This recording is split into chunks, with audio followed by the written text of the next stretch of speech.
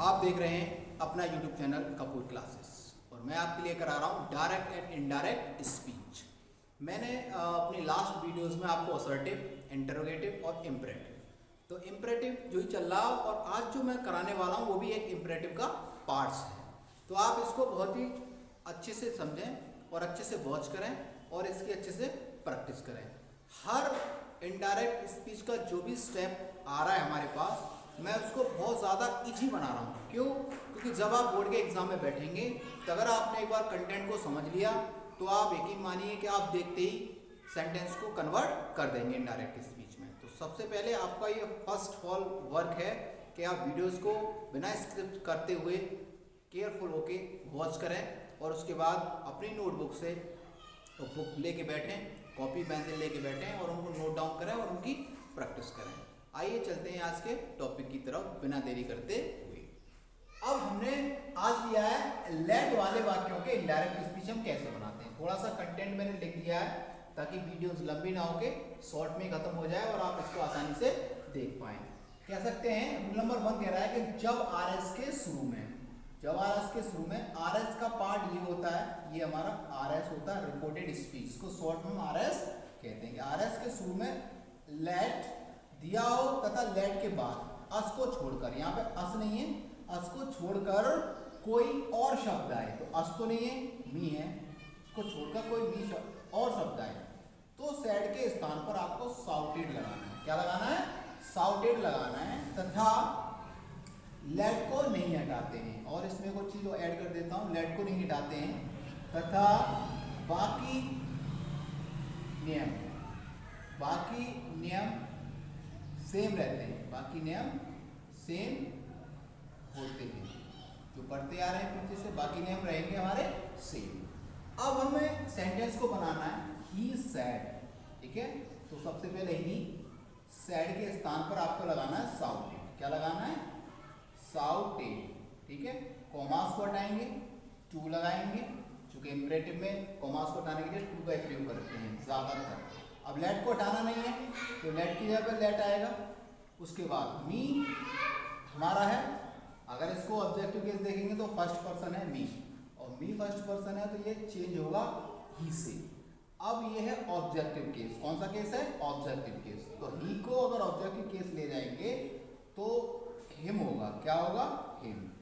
और लास्ट में आएगा गो, और लास्ट में फुल स्टॉप, और इन्वर्टेड कॉमास को हटा देते हैं, फुल स्टॉप लगा देते हैं। तो इस प्रकार आप इसको बना सकते हो जब वाक्य के शुरू में लेट शब्द है, ठीक है, तो आप इसको बना सकते हो। इसका एक और पॉइंट होता है, लेट के बाद अस आ जाता है, तो उसको कैसे बनाएंगे? इसको बनाएंगे रूल नंबर 2 में लिखा है मैंने, जब आरएस के शुरू में लेट के बाद अस आए, लेट के बाद अस आए। देखिए आरएस ये है तुम्हारा आरएस रिपोर्टिंग स्पीच, तो लेट के बाद क्या आ रहा है? अस आए।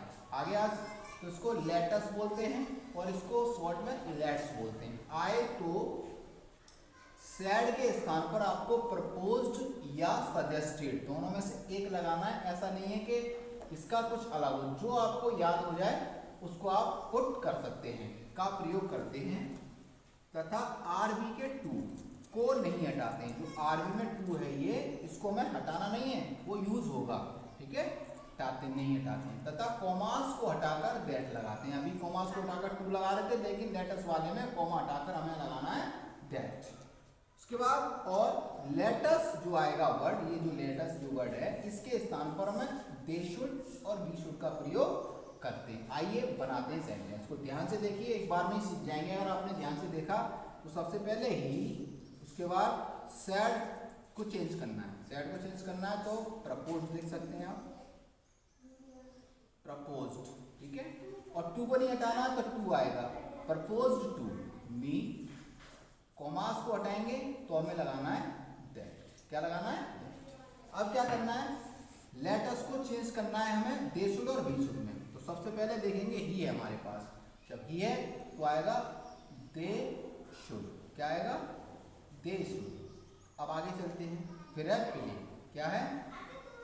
Play the match. इस प्रकार से हम इस सेंटेंस को आसानी से बना सकते हैं। अब बात ये आती है कि सर वी शुड कहाँ आएगा, तो उसके लिए मैं एक नोट लिख देता हूं ताकि आपको और आसानी रहे करने में। कह सकते हैं जब आरबी के प्रोनाउन, जब आरबी के प्रोनाउन फर्स्ट पर्सन क्या क्या होता है, आई और वी हो तो लेट अस को वी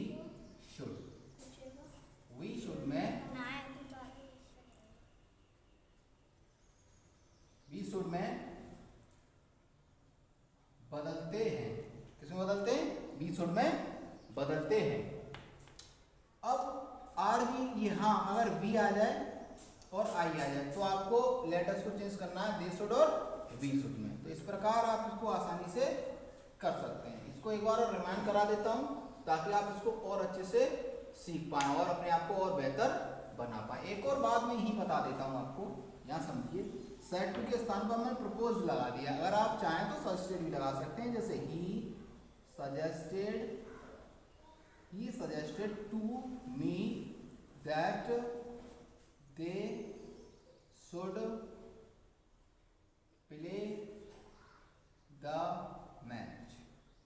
इस प्रकार से भी आप इसको लिख सकते हैं। तो ये दोनों ही सेंटेंस सही हैं। कुछ बच्चे प्रपोज लगाते हैं तो कुछ बच्चे सजेस्टेड लगाते हैं। तो ऐसा नहीं है कि हमने सजेस्टेड नहीं लगाया उसने प्रपोज लगाया तो हमारा गलत है और उसका गलत है, नहीं।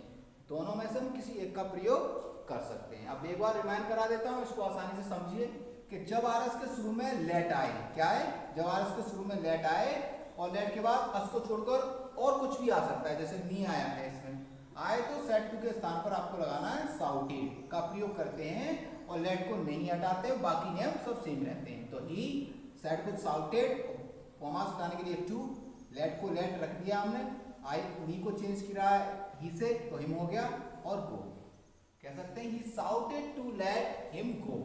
अगला हमने दिया है कि अगर वाक्य के जब आरएस के शुरू में लेटस आ जाए, क्या आ जाए, लेटस आ जाए, उसको लेट्स भी कहा जाता है, तो सेड टू के स्थान पर आपको प्रपोज या सजेस्टेड में से एक का प्रयोग करना है और आरबी का जो टू मिलेगा उसको नहीं हटाना, वो संग रहेगा उसके साथ। इसे कहते प्रपोज टू या सजेस्टेड टू, और कॉमा को हटाकर आपको लगाना है लेट, और लेटस के स्थान पर आपको लगाना है दे शुड और वी शुड। अगर सब्जेक्ट आपके फर्स्ट पर्सन के हैं आरबी के प्रोनाउंस तो आपको वी शुड लगाना है और बाकी सबके साथ लगाना है दे शुड। आगे एग्जांपल हमने बनाया he said to me, comma inverted comma start, let us play the match. तो he proposed to me, comma हटाएंगे दैट, लेट अस को चेंज करेंगे दे शुड में, प्ले द मैच, और लास्ट में फुल स्टॉप। ऐसे इसको अगर चाहे तो प्रपोज लगा के भी आप आसानी से बना सकते हैं। नोट में मैंने लिख दिया है जब आरएस के प्रोनाउन फर्स्ट पर्सन के हों, आई और वी हो तो लेट अस को मैं वी शुड में बदलना होता है। अगर वीडियोस आपको अच्छा लगे और आप उसको अच्छे से वॉच करें तो आप यकीन मानिए कि आप लेट वाले इनडायरेक्ट स्पीच आसानी से बनाना सीख सकते हैं। अगर वीडियो आपके लिए हेल्पफुल रह रही है, अच्छा लग रहा है कि हम सीख पा रहे हैं, तो वीडियोस को आप ज़्यादा से ज़्यादा शेयर करें और कमेंट करें एंड लाइक करें। सबसे इम्पोर्टेंट बात है कि जो 12th और 10th का जो यूपी बोर्ड का एग्ज़ाम होगा, मैं उसके प्रिपरेशन की पूरी तैयारी आपको करा रहा हूँ और पूरी तैयारी करवाऊँगा। आप निश्चित रहिए, बस चैनल को वॉच करते रहिए और सब्सक्राइब बढ़वाते रहिए। आप यकीन मानिए आपकी टॉप 100 to 100 की तैयारी मैं करवाऊँगा इंग्लिश सब्जेक्ट। आप मेरे साथ जुड़ते रहिए, और अगर आपको नया कोई अगर हमारा चैनल देख रहा है तो आप चैनल को सब्सक्राइब करें और बेल आइकन प्रेस करें। देखने के लिए बहुत बहुत धन्यवाद।